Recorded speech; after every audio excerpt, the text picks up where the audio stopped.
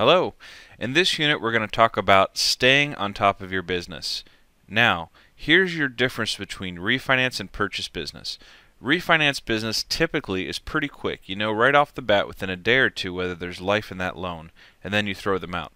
Purchase business can easily take 6, 8, or 10 weeks until they sell their house and they're ready to buy another house.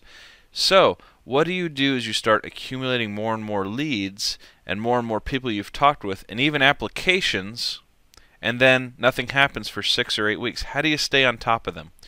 The first and most important thing is to add all these people to a constant contact database. That is so important.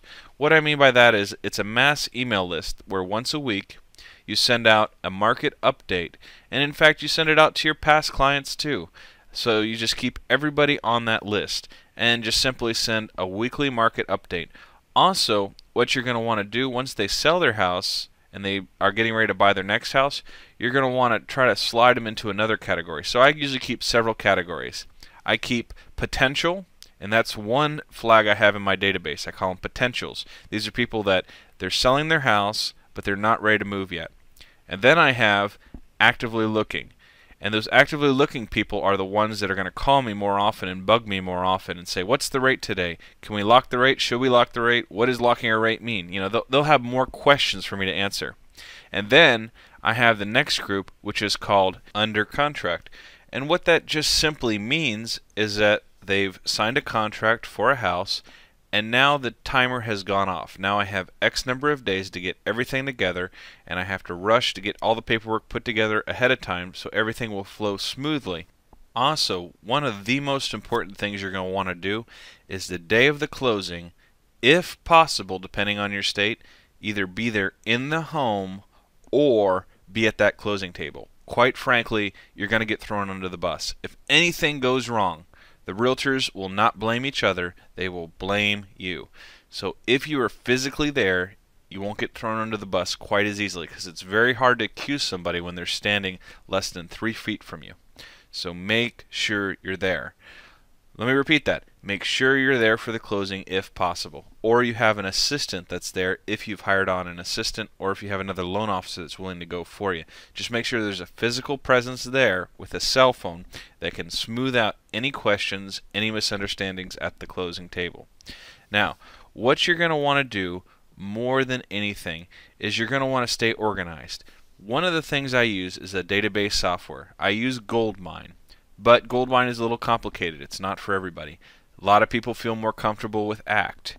Act is a great piece of software. You can buy it for less than $400, and it'll last you forever as you upgrade from year to year. Act will allow you to email out, to follow up with people, to put them in the categories like potentials, actively looking for a property, under contract, past clients, and it'll allow you to follow up and put in flags so that every day you have daily activity, so that you can go ahead and set your calendar so that you know you have to follow up with 5 past client customers today because it's time for their quarterly follow-up, just to simply say hello. Also, if you have, and you're smart enough to put together templates, closing templates in Act or in Goldmine, you can go ahead and simply follow up on things one step at a time. As you check off each item, it'll show the tasks being completed. That's a very smart way of going. Now, there's also some proprietary mortgage systems like Be in Touch and others out there where they're only mortgage specific, and they're good too. If you want, check them out, kind of give them a roll, see what you think about them. I'm kind of old school. I stick to what I know, which is Goldmine, and I've always felt comfortable with it over the years. I've also used Act. They're both great programs, and you can buy them off the shelf without having to pay a monthly fee. But if you want to go with the monthly fee companies, they're good too. I've seen their products, and they're very outstanding. One of the things you need to do more than anything is stay in touch and be truthful and honest in everything you do. If there's a glitch, make sure you pick up the phone, no matter the pain, and you make that phone call. If you screwed up, pick up the phone, and I wouldn't admit to it and grovel about it, but I would just simply say, this has happened in the transaction and this needs to be fixed.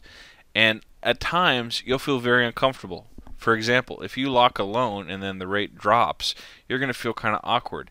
You need to pick up the phone, figure out what to do next, and make that call. If you messed up your good faith estimate and everybody's numbers are now messed up on the HUD because you did something wrong, pick up the phone and make it right.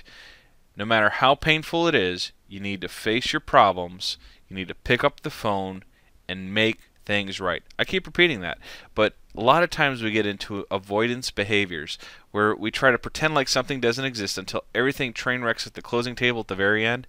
Everybody hates our guts and the deal barely happens or it doesn't happen at all, and everybody is just blaming each other, and usually the loan officer will take the hit on it because many times we are the ones that can mess up or destroy a deal because we don't have the financing put together.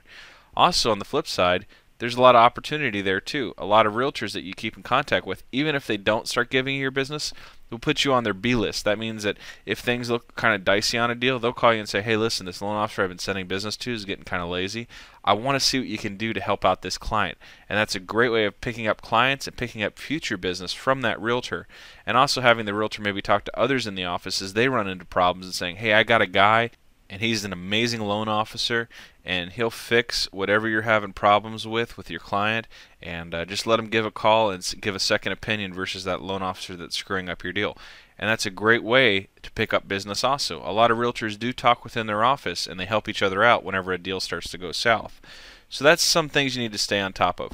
Having a database, having constant contact software so that every week you're emailing everybody something. Even if it's just simply the rates are the same, even if it's just simply the job report is coming out and this may affect the rate one way or the other, even if it's something dumb like how to handle short sales, whatever the problem may be, fine. Find something to write about or clip a news article or take something off the internet and forward it. Just have something to put your face out there in a tasteful yet realistic way. Also, you need to have a good database software so you can follow up and have a plan of attack. You need to think things through. You need to create a process, a duplicatable, replicatable process that will allow you to go ahead and have everything in line for when it becomes time for you to be able to harvest great amounts of business. It's easy to handle 2 or 3 or 4 files and to wing it. It takes some real skill to take 50 to 100 files that are either potential business, actively looking for a property, or under contract currently, and be able to juggle everything. And the only way you can do it is to stay organized, to break things down into discrete tasks that you'll be able to quickly follow up on and be able to check down on your checklist.